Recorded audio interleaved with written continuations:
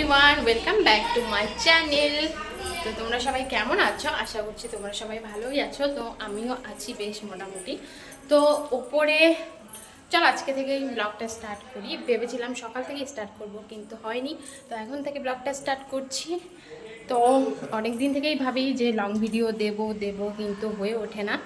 তো চলো দেখা যাক যে ওপরে রাঁধুনিরা কী করছে।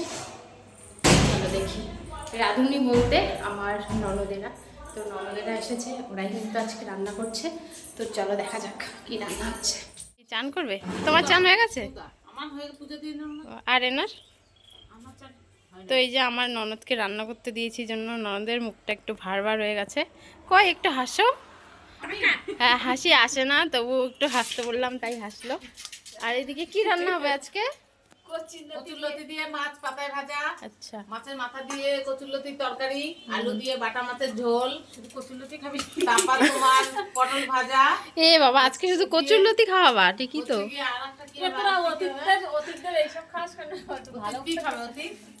এ কচুরলতি ভালো জানো। কি খাবে? তো এই যে আমাদের ছাদ থেকে কিন্তু রাস্তা একদম দেখা যায়। চলো তোমাদেরকেও দেখাই। এই যে আমাদের একদম বাড়ির সামনেই রাস্তা।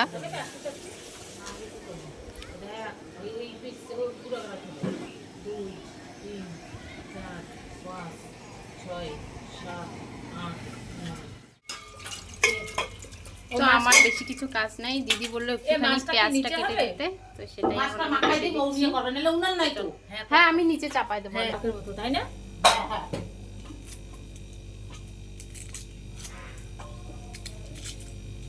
মোটাগুলা কি পাতায় দিবি? হ্যাঁ, মোটা তরকারিতে দিবি না পাতায় দিবি? না, মোটা তো তরকারিতে। এই দেখ সবাই আর দেবো মোটা। এ দেখো লঙ্কা ঝাল একটু কমই দিস। কচুরলতি আর বাচ্চা বাচ্চা খাবে না। এটা সবে মোটা আরো দে, আরো দে। তুই নিবি তো? ধর, আমার ভাগে ভাগে আমার ভালো লাগে না। ভালো লাগতেই হবে, কিছু করার নাই।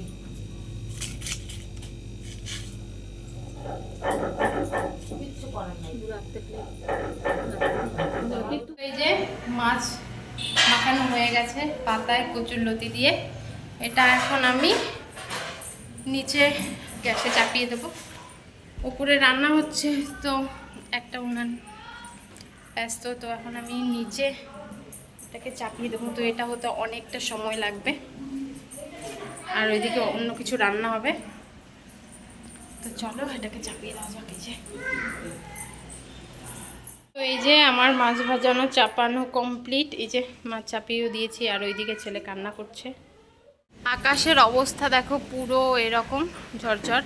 আর এই যে এখানে আমি ছেলের খাবার দিয়েছিলাম শুকোতে, তো এটা পেশাবো, শুকিয়ে গেছে প্রায়। তো ওইটাকে আমি এখন তুলে দেব। তো এই যে শুকিয়ে গেছে, এটাকে এখন একটু কড়াইতে নাড়তে হবে। তো চলো এটাকে তুলে নিই।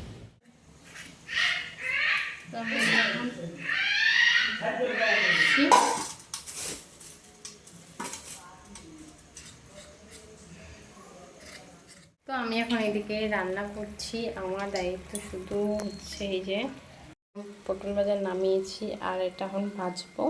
আর এই যে এইদিকে মাছটা পুরো এইরকম হচ্ছে। তো রান্নাবান্না শেষ, এখন সবাই খেতে চলে আসবে। তো ভাবলাম যে এই আমগুলোকেও কেটে নিই, তাহলে আর কোনো চাপ থাকবে না। তো সবাই খাওয়া দাওয়ার পরে এক পিস করে আম খেতে পারবে। তো সেজন্যই আমি এখানে আম কেটে নিচ্ছি। তো এইদিকে আমার আম কাটা কমপ্লিট হয়ে গেছে। আর এই যে আমি এখন ওই ঘরে নিয়ে যাচ্ছি সমস্ত খাবার দাবার। তো প্রচণ্ড গরম পড়েছে, তার জন্য ভাবলাম যে ওই ঘরেই খাই। তো এই জন্য সমস্ত কিছু ওই ঘরে নিয়ে যাচ্ছিলাম। আর এক ঘর থেকে আরেক ঘরে খাওয়া মানে তো জানোই অনেক কিছু বওয়াতে হয়। তো একটা একটা করে সব কিছুই বওয়াচ্ছিলাম। আর বাড়িতে যেহেতু দিদিরা এসছে, তো ভীষণ মজা হচ্ছে। আর এভাবে কিন্তু সবাই মিলে খাওয়ার মজাটাই আলাদা। আর এইদিকে দেখো চোদ্দি মানে বুঝতে পারছিল না যে ভিডিওটা অন করা আছে কি না। তো একটু কাছ থেকে এসে কিন্তু দেখে গেল যে হ্যাঁ ভিডিওটা অন আছে।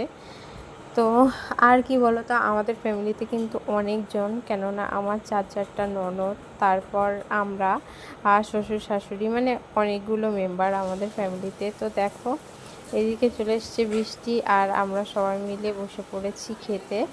তারপর খাওয়া দাওয়ার পর আর ভিডিও করা হয়নি, কেননা ঠান্ডা ঠান্ডা একটু ওয়েদার পড়েছিল, তো সেই জন্য ঘুমিয়ে পড়েছিলাম। তো তারপর আবার সন্ধ্যেবেলা থেকে ব্লগটা স্টার্ট করছি। সন্ধ্যেবেলা পুজো দিয়ে চলে আসলাম, আর এইদিকে ছেলে খেলছিল। চলো তোমাদেরকে দেখাই, এই যে ওর দাদার সাথে এখানে পড়ছে, খেলছে, চলো গাড়িতে যাবো, ভীষণ আনন্দ। মোমো খাই আসি গা। হ্যাঁ জুতো পরবা, চলো জুতো পরো, ওঠো। হ্যাঁ চলো জুতো পরো, মোমো খাই আসি গা। হ্যাঁ তো একটু পরে এদিকে দিদিরা চলে আসছে, তো আমাকে ডাকছিল, তো আমি এলাম, এসে দেখি যে অনেক কিছু বাজার করে নিয়ে এসছে।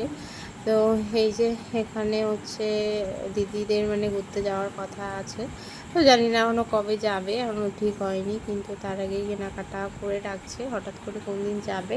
তো এইদিকে দেখো এই যে চুড়িদারগুলো নিয়ে এসেছিলো, বেশ ভালোই ছিল। আর এটা ছিল ভাগ্নের জন্য, তো ভাগ্নে তো এনেই পড়ার জন্য রেডি।